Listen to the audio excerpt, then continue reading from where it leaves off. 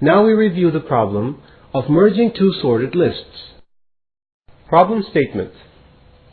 Given an array A of 1 to A of n of n elements and P, Q, and R where 1 is less than or equal to P, less than or equal to Q, less than R, less than or equal to n, such that both the sub-arrays A of P to A of Q and A of Q plus 1 and A of R are sorted individually in non-decreasing order.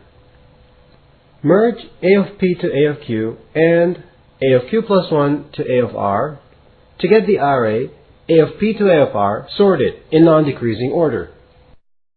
We require an auxiliary array, say B, to store the intermediate result of the merge operation.